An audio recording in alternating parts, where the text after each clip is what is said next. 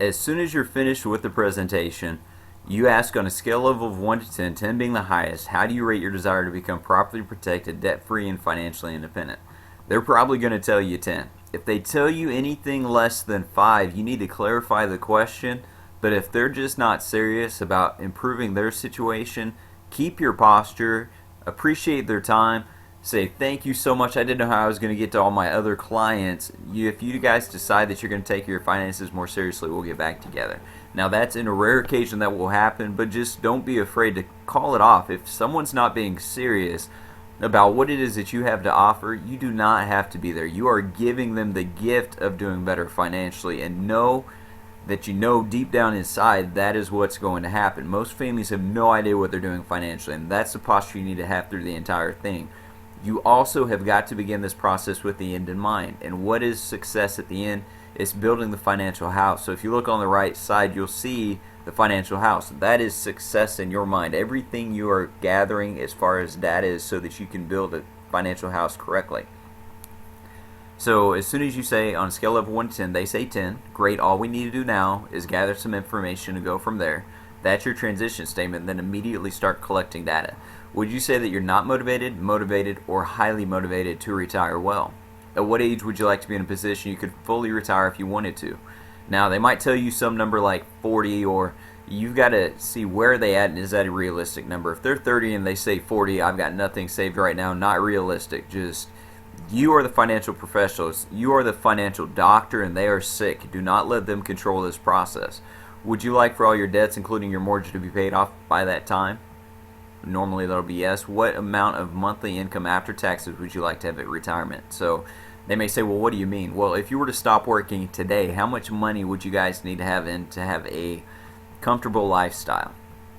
Retirement, what do they have right now? Do you have a pension? Pensions are payments from a job that pay you even once you're done working there. Military has pensions, schools have pensions, some government jobs have pensions, but pensions for the most part are going away.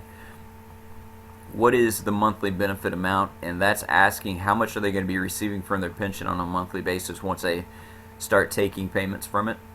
Do you have a 401k, 457, or 403b? What are the balances in those accounts? How much do you contribute monthly? They may just know a percentage. Does your employer match these contributions? If so, how much? Do you have any assets from previous employer? That's like old 401ks. Have you rolled these over into an IRA yet? And what are the balances of these accounts? Do you currently own an IRA or a Roth IRA? And that stands for Individual Retirement Account. And that is outside of their jobs. What is your IRA monthly contributions, and what are the balances of these accounts?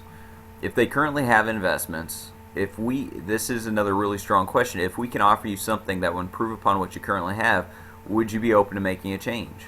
Yes or no? If yes, in order to ensure we can make an accurate comparison, can you go grab your current statements so we can review those? And if they're not currently investing, since earlier you mentioned you're motivated to retire well and you're not currently investing, would you like to start investing if there was an amount that would fit in your budget? You have to have flexibility on this sheet.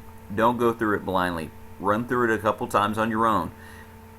Champions are made in the off season, so remember, on any of this you need to be practicing on your own, because when you get together with a client or someone called you up today and said, I've got a qualified kitchen table I need you to go on right now. Are you ready? You're going to be like, oh crap, can I actually do this? I'm nervous. Stop being nervous. Go practice your craft. Emergency fund. So going down to section number 2, non-retirement, college planning, or other. Your emergency fund. Most experts recommend at least 3 months of living expenses in an emergency fund. Do you currently have this? Or would you like to make it one of your goals? Most people don't have that. How much do you keep in your checking and savings account? What about CDs, bonds, stocks, mutual funds, annuities? How much do you contribute to those every month? Do you want help? Do you want to help pay for your kids' education? And what is your current gross pre-tax monthly income? The most important part on this, you don't have to have the gross income. You need to have the take-home income, because if they give you the gross, they may have benefits taken out of the check, so that's not a real number that you can work with in their budget. You need to know how much are they taking home after expenses are deducted. Debt management, how much could you sell your home for? So you need to find out how much is their home valued for if they know that. If they don't, then try to get their mortgage statements. Year purchased and for how much. what is the current balance and what is their interest rate. Extremely important you get the interest rate and their current balance. What is the total mortgage payment? Their total mortgage payments, if they escrow, which most people escrow, and what escrow means is they're paying their real estate taxes and homeowners insurance inside of their mortgage payment. What other kinds of debts do you have? Do you have an auto loan? Do you have a student loan? Do you have credit cards? You need to list each one of those out. Sometimes people will try to give you a group credit card saying, well, we owe $10,000 in total credit card debt. You need an itemized list of each credit card, and then how much are they paying. If there's a minimum payment, not how much are they paying, but what is the minimum payment and what they're actually paying. Because if they're paying $10 on different credit cards, you need to know that, so that will help with the debt stacking.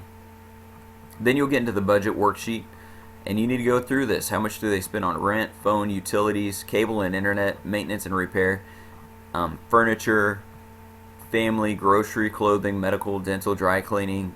And you have to find out, if they don't know how much they spend a month, just say, how much do you think you spend a year?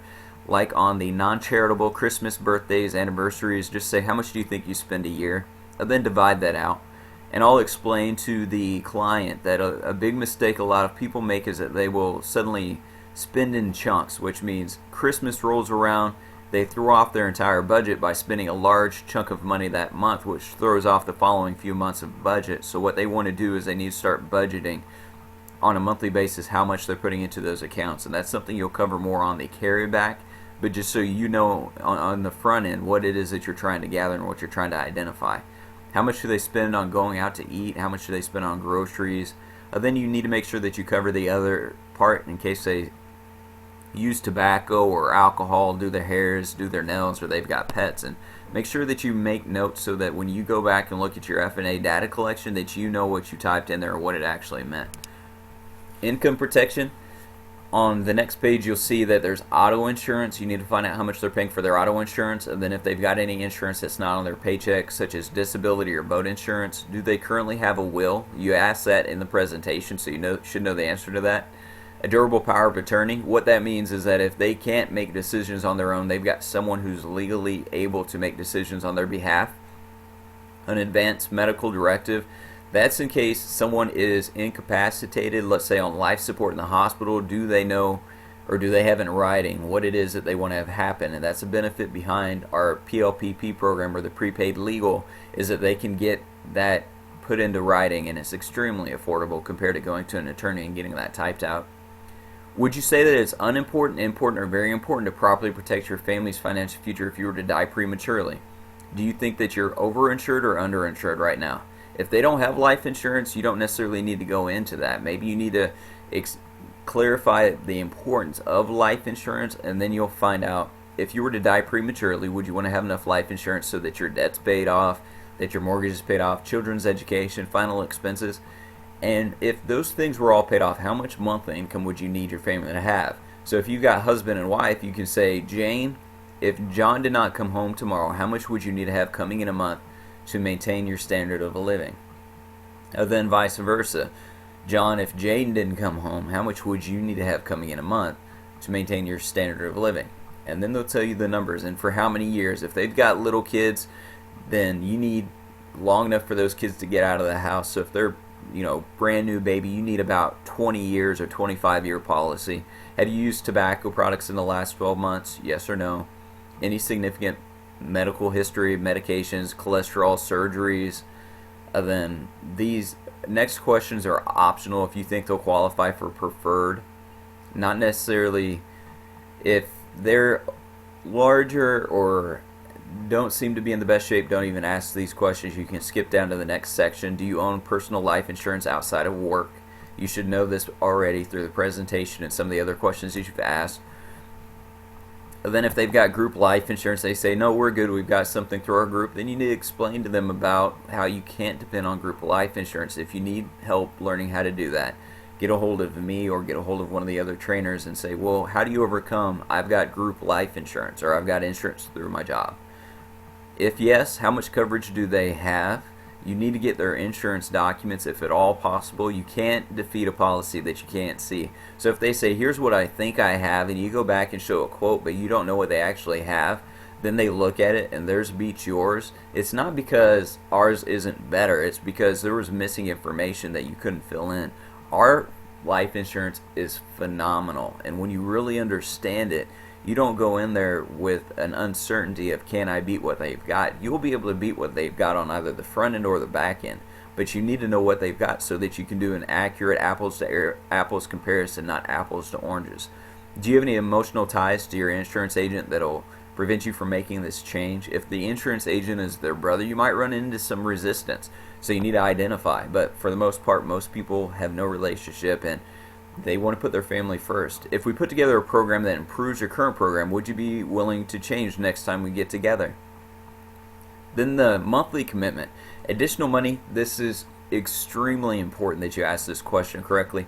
Do you feel you have additional money you could commit towards your financial future, such as savings, paying off your debt, buying insurance?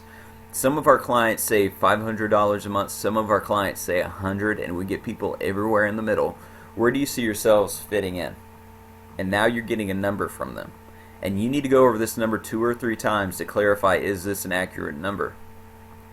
If Jane says 300, John says, whoa, that's too much, and he says 250. So then you want to say, so 250 is a realistic number. And I'm going to ask you this several times, just because I want to know that this is a real number for you guys. And Jane, 250, is that perfectly comfortable? And it doesn't have to be super tense. Like, make it relaxed.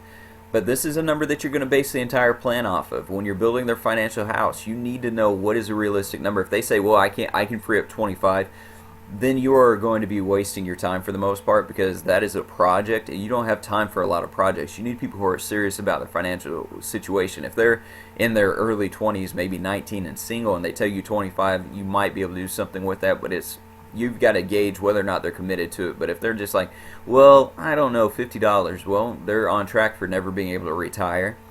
But every family is different. Just be aware of your settings and make sure someone's not wasting your time and you're doing a junk F&A. So is this an amount you feel completely comfortable with committing to every month above what you're currently saving? And then they'll say yes or they'll say no. And of course, by then they'll say yes.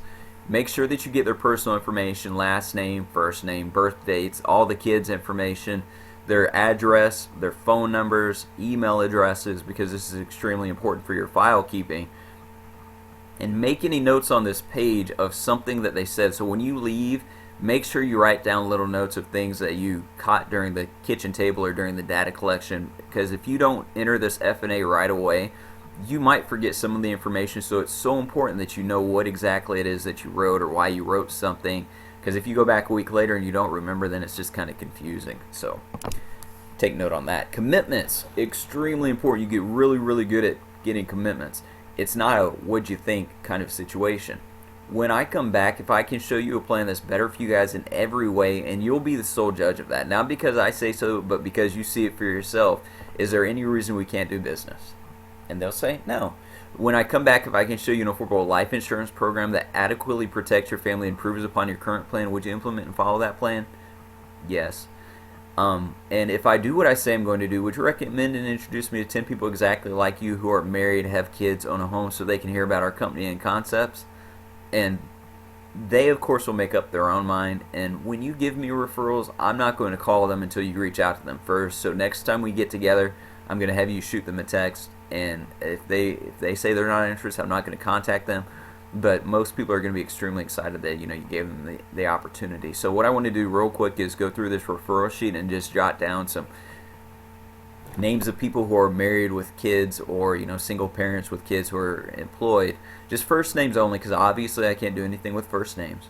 And then you go through the list and write down some first names, and then leave the list with them and say, okay, what I want you to do between now and our next appointment is I want you to go through and fill out the rest of the information on this sheet, and I only want it back if you feel really good about what it is that I've done for you and that I'm doing for your family. Does that sound fair? They're going to say yes. Now, what I like to do is I like to meet again within 2 to 5 days, because it's so much more fresh on your mind than ours. So then know your schedule. Do not go into an appointment not knowing what your schedule is like or when you're working, because you need to know when you can schedule that follow-up. If they say, well, I can't meet with you for 2 more weeks, the chances of that appointment happening are slim to none. You need to make sure that you control the time. It needs to be within 3 to 5 days. If it's weeks out, it's so easy for, oh, I'm sorry, I forgot, because people don't keep organized schedules. It's just they're trying to put you off. So you need to make sure that it's within a couple of days. And on qualified appointments, you'll have no issues. If they're unqualified, they'll give you a lot of objections, and that's usually young people who don't have kids, don't have responsibilities. They'll give you the most objections. Clients who are in the qualified market, married, kids, they've got some stuff going for them. Those are phenomenal appointments because you're taking a good person and putting them into a great situation. And that is exactly what you want. Not people who you have to say, okay, you need to go start up a checking account. That's going into the wrong market. You need to catch yourself and get out of that market as quickly as you can. You don't have time to be teaching people how to do the basics in life. You can on a few, but don't do that very often. Otherwise, your business is going to start to suffer. And then, what to expect when I come back. Obviously, we're going to work on your guys' debt situation, and you need to identify what is one area that you guys want to address. Like, what is the most important area of your finances you really want to get taken care of? Okay, great. So we're going to go to work hardest on that area for you. And if we identify a shortfall, if they said they're open to an opportunity, then you can ask the shortfall question. If we identify a shortfall between your current income and your family's future goals, would you rather reduce your goals and dreams or make extra income? And just explore that. Do they want to make extra income? Okay, if they say make extra income, do you have a way to make up that right now? And then they'll say no. Okay, so if we could help you make the extra money you need with our company and make up that shortfall, would you take advantage of it? Yes, okay, and then don't necessarily cover compensation on that first appointment. Do that on the next appointment, because right now you should have been there about 45 minutes, and you need to hurry up and finish and get out of there. Make solid commitments for the carryback. Make sure you've got a solid commitment on the money commitment. And now you've got a great qualified kitchen table that you just performed, and on the next part it's all about putting together a great plan, and it's building the financial house. This business isn't difficult. It's a matter of knowing what you're doing and practicing a little bit. The presentations are very cut and dry. Nothing special about it. Yeah, you need to have rigid flexibility, which means you know your presentation, you know how to gather data, but you need to have flexibility because different families are in different situations, and there's no cookie cutter approach to how you're going to help them build their financial house. Practice this, rehearse it, listen to this recording as many times as you need to, and you'll have a lot of success at the kitchen table with qualified kitchen tables.